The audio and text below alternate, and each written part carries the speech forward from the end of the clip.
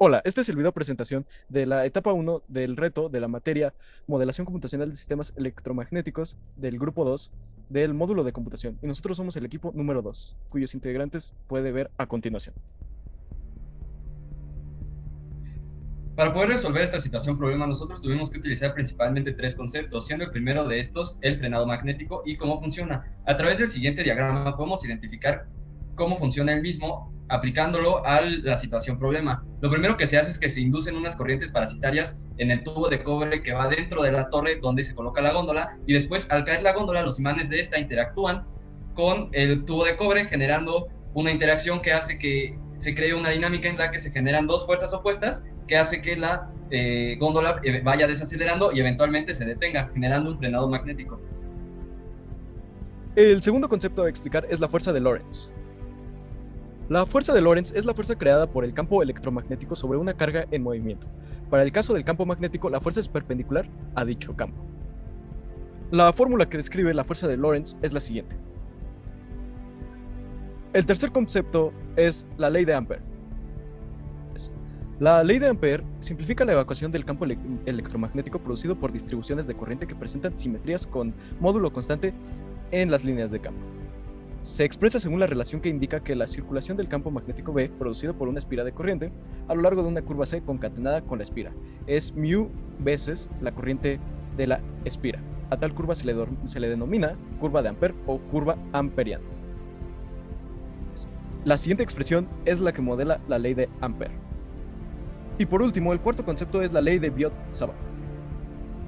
La ley de Biot-Savart expresa de forma algebraica el campo magnético producido por un diferencial de corriente en un punto P, que produce un alambre de cualquier forma por el cual atraviesa una corriente eléctrica I. Y esta es la expresión que modela la ley de Biot-Savart. Para poder hacer la simulación requerida, se tuvieron que utilizar diferentes herramientas físico-matemáticas, así como herramientas retrocomputacionales, todo ello a partir de diferentes temas investigados con anterioridad, tales como ley de Ampère, fuerza de Lorentz y frenado magnético, que si bien no se utilizó como tal, nos permitieron comprender cómo es que podremos calcular las líneas de campo magnético a partir de un dipolo magnético. Para ello se utilizaron diferentes variables tales como μ y ampere, que nos permitieron hacer el cálculo de esto. Evidentemente se tuvo que crear un espacio, como se muestra en esta parte, y hacer uso de diferentes herramientas, como se puede ver en esta parte, del Quiver, que nos permitió hacer la gráfica y ver los vectores que se creaban a partir del dipolo en este campo magnético. Para este reto estaremos simulando el campo magnético generado por un dipolo. Comenzamos asignando la cantidad de puntos que queremos graficar, que serán 25, y el radio de nuestro dipolo, que será de 50, y las constantes μ y la corriente, que será de 50 amperes. Realizaremos las dimensiones de nuestra gráfica, será una gráfica de 100 unidades, con las coordenadas menos 50 de 50 en ambos ejes. Con estas coordenadas y la cantidad de puntos que queremos graficar, asignamos los espacios de graficación en X y en Y, y con esos espacios de graficación creamos una malla con la que vamos a estar haciendo nuestros cálculos. De esa malla obtenemos la magnitud del vector que apunta a cada uno de esos puntos, que será r, y para futuros cálculos estaremos utilizando también la r cuadrada y la r cúbica. Para el eje Y hacemos un cálculo que toma en cuenta las constantes anteriormente mencionadas, μ, la corriente, pi, el radio de nuestro dipolo al cuadrado, etc. Y obtiene el campo magnético en el eje X. El eje Y es bastante similar y se obtiene de la misma manera. El campo total utiliza la magnitud del vector del eje X y el eje Y. Posteriormente, ya que tenemos el campo magnético total en cada uno de los puntos, procedemos a realizar el quiver, que serían las flechas que apuntan desde el inicio hasta el final de ese campo magnético y nos dan la idea de cuál es la magnitud y la dirección de ese campo magnético en un punto específico. Ya que tenemos cada una de nuestras flechas, procedemos a hacer la graficación, asignamos nuestra gráfica, los títulos y demás, y asignamos los dos rectángulos que van a simbolizar los polos, el rojo para el positivo y el azul para el negativo. Ya que tenemos todo eso, podemos observar nuestra gráfica final y podemos ver cómo las flechas apuntan del polo positivo y giran hasta el polo negativo, y así podemos apreciar cómo se comporta el campo magnético.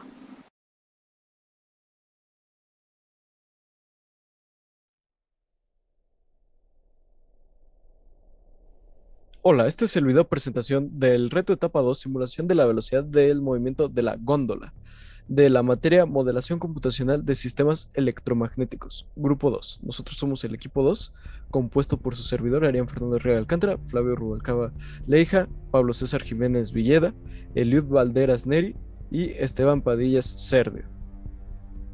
Para poder resolver esta problema, nosotros tuvimos que utilizar principalmente tres conceptos, siendo el primero de estos el frenado magnético y cómo funciona. A través del siguiente diagrama podemos identificar cómo funciona el mismo aplicándolo a la situación problema. Lo primero que se hace es que se inducen unas corrientes parasitarias en el tubo de cobre que va dentro de la torre donde se coloca la góndola, y después al caer la góndola los imanes de esta interactúan con el tubo de cobre generando una interacción que hace que se cree una dinámica en la que se generan dos fuerzas opuestas que hace que la góndola vaya desacelerando y eventualmente se detenga, generando un frenado magnético. El segundo concepto a explicar es la fuerza de Lorentz.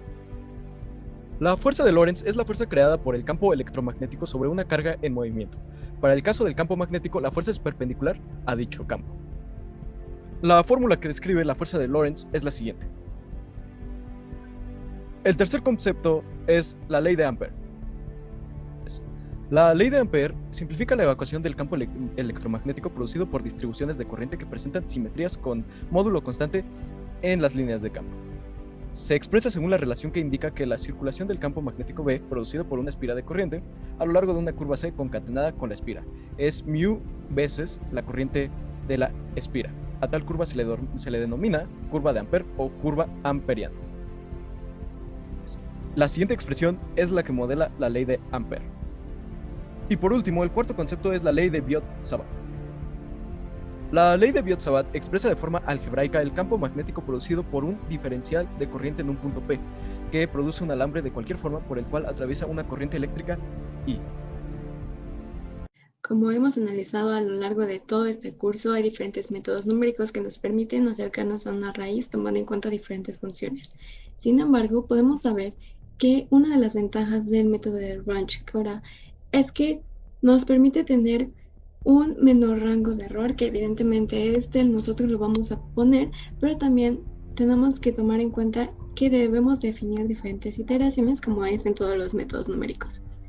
Es preciso también mencionar que el método de Runge-Kutta es utilizado cuando nosotros queremos resolver y analizar diferentes métodos o modelos complejos, y esto sería mediante matemáticas básicas e integrales intermedias. Ahora bien, ya que sabemos cómo es que funciona este método, debemos saber cómo es que lo vamos a aplicar en la resolución del reto. Bueno, sabemos que nosotros queremos calcular y saber cuál es el campo magnético producido por una espira cuyo radio es A, en donde circula cierta intensidad en cierto punto de su eje. Entonces, nosotros tenemos que tener las condiciones iniciales, que también es una de las ventajas de este método de Runge-Kutta, que maneja las condiciones iniciales. Y bueno, una vez teniendo las condiciones iniciales, nosotros podemos calcular y determinar la posición y la velocidad del imán en función del tiempo. Una vez tenido esto, podemos implementar la ley de Faraday y, bueno, básicamente calcular el voltaje y, junto con otras funciones, ir calculando el campo magnético. Para este proyecto estaremos realizando la simulación de un móvil de madera con un cable de cobre que atraviesa rieles de cobre a su vez para poder simular cómo funcionaría el frenado magnético. Esto sería el prototipo para un sistema de frenado magnético. Vamos a comenzar limpiando nuestras variables y generando nuestra varilla, que será de 3 centímetros. A su vez calculamos las dimensiones de nuestra varilla y el peso de nuestra varilla según el móvil que tenemos en el centro, que es un rodillo de madera de pino. Ya sabemos la densidad de la madera de pino, por lo tanto podemos sacar la masa de nuestra varilla. Y igualmente calculamos la masa equivalente. Esta masa equivalente nos ayudará a la interpolación de nuestros datos, que posteriormente vamos a discutir. Como vamos a utilizar el algoritmo de Runge-Kutta, vamos a necesitar un paso de tiempo, que será de 0.01 unidades. Vamos a realizar 1000 iteraciones. Igualmente necesitamos un dominio que estará dividido en unidades de distancia de 2 a la menos 3 unidades, y tendremos 300 de esas unidades a través de todo nuestro dominio. Tenemos también nuestro vector vacío de tiempo para irlo calculando según vayamos atravesando el algoritmo, y nuestro vector vacío de velocidad. Igualmente tenemos nuestro vector de unidades de X para realizar nuestros cálculos, Y aquí vamos a utilizar la función de lectura de Excel, porque tenemos un archivo de Excel que tiene ya un modelo de frenado magnético, que lo que vamos a hacer es tomar esos datos e interpolarlos a los datos que tenemos nosotros. La interpolación significa básicamente ajustar unos datos existentes a unos datos nuevos para ver cómo estos datos se comportan como los anteriores. También no solamente vamos a obtener el movimiento de la velocidad, sino el movimiento de la posición, por lo que también necesitamos el vector vacío de la posición. Comenzamos con el algoritmo de Runge-Kata. La forma en la que esto funciona es vamos a utilizar un Runge-Kata de orden 4 y vamos a repetir los mismos pasos tanto para velocidad como para la posición. Lo que vamos a realizar es primero obtener la posición actual, la velocidad actual, y vamos a obtener también la posición actual por medio de la interpolación de los datos de Excel. Según el método de Runge-Kata, lo que tenemos que hacer es a una posición local sumarle la posición actual más la velocidad calculada por la derivada de tiempo entre 2, y a la velocidad agarramos la velocidad actual, le sumamos la interpolación de los datos por la derivada entre 2. Eso lo repetimos una segunda vez, una tercera vez, o esta vez tomando los datos anteriormente calculados, y para la cuarta vez ya obtenemos el resultado final, que es para la posición, es la posición actual, más la primera posición calculada que calculamos aquí, por la segunda más la tercera, más la cuarta, y todo eso por la derivada de tiempo entre 6. Lo mismo para la velocidad, es la velocidad actual más la primera velocidad calculada, más 2 por la segunda más la tercera, más la cuarta. Eso por la derivada de tiempo entre 6, y por supuesto al final movemos nuestro tiempo una unidad hacia adelante. Ya que terminamos nuestro algoritmo, rompemos el for loop y nos salimos para ya tener nuestros datos, que los podemos observar aquí. Finalmente, ya que calculamos tanto la velocidad como la posición, la podemos graficar de este lado. Aquí podemos ver que la velocidad va disminuyendo de forma significativa, y como todo el tiempo está disminuyendo nuestra velocidad, pues nuestra posición va cada vez moviéndose cada vez más lento. Y por eso la posición se reduce de esta manera, mientras que la velocidad se reduce de esta manera. Aquí podemos ver que llega un punto donde la velocidad ya es constante, tiene un valor constante negativo, y podemos ver más o menos que en ese punto nuestra velocidad se mueve de forma lineal. Antes de eso es más o menos una curva que está controlada por esta curva de velocidad de este lado. Entonces más o menos aquí en el segundo 0.027 más o menos, 0.27 más bien, ya llegamos a una velocidad constante, y por lo tanto el decremento de nuestra posición es igual de forma lineal.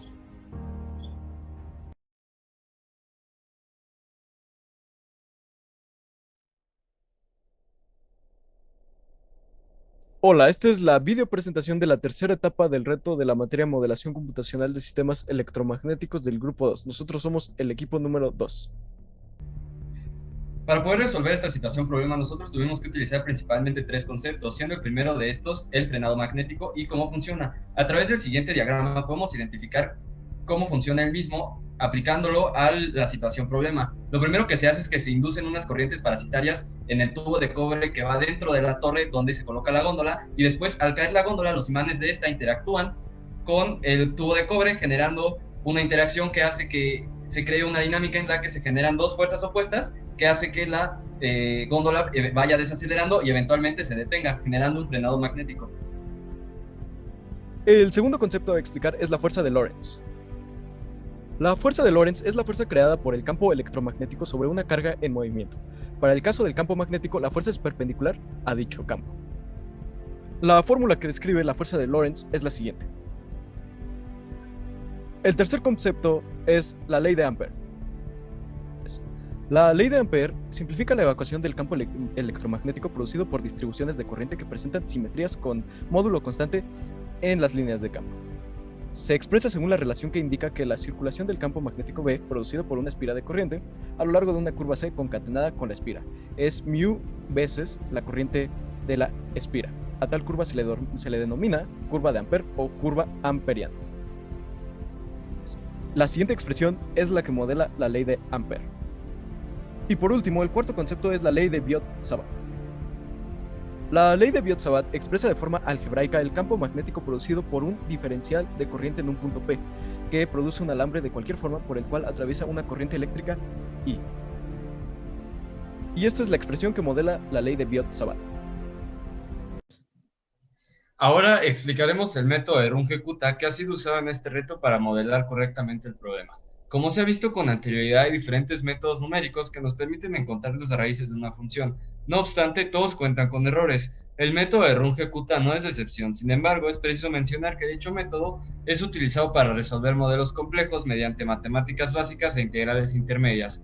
Este modelo se puede definir como el modelo de iteraciones que extiende una idea de geometría y que por ende utiliza derivadas y tangentes intermedias. Por otro lado, en este se busca sustituir el problema del valor inicial por una integral equivalente, pudiendo ser desde segundo hasta cuarto orden. Ahora bien, ya que se sabe cómo funciona este método, es necesario saber cómo se puede implementar dentro del reto.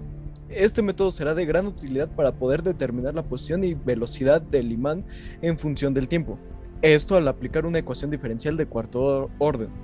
En cuanto al método de Runge-Kutta respecta, adicionalmente, se deben de tener en cuenta las condiciones iniciales, es decir, tiempo es igual a 0, z es igual a 0 y la derivada de la posición con respecto al tiempo es equivalente a 0.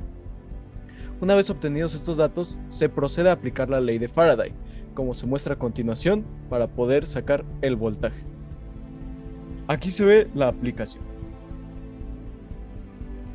Como vimos con anterioridad, nosotros tuvimos que utilizar las ecuaciones de posición y velocidad y las tuvimos que meter en el método de Runge-Kutta, que nos dieron diferentes resultados para poder graficar las funciones de posición y velocidad, ambas con respecto al tiempo. Es evidente cómo ambas gráficas tienen una relación. Como podemos ver en la gráfica de velocidad con respecto al tiempo, esta tiene una forma exponencial decreciente hasta aproximadamente 2.5-2.7. Esto se ve reflejado en la posición, ya que vemos cómo también la posición se mueve rápidamente hasta este punto y vemos cómo a partir de esto tiene una forma constante y esto se debe a que la velocidad va decreciendo constantemente hasta llegar al cero. Esta es la simulación que se obtuvo en MATLAB de la caída magnética de la góndola. Como podemos ver, el eje X es tiempo y el eje Y es altura. Como se puede observar, antes de que la góndola llegue al suelo, ejerce el frenado electromagnético. Esto es lo que hace que la góndola se detenga al llegar al suelo y mantenga a las personas seguras. En esta última entrega estaremos aplicando lo que aprendimos en la entrega número 2 del frenado magnético de un rodillo de madera sobre rieles de cobre y aplicarlo en la caída de una góndola en un parque de atracciones.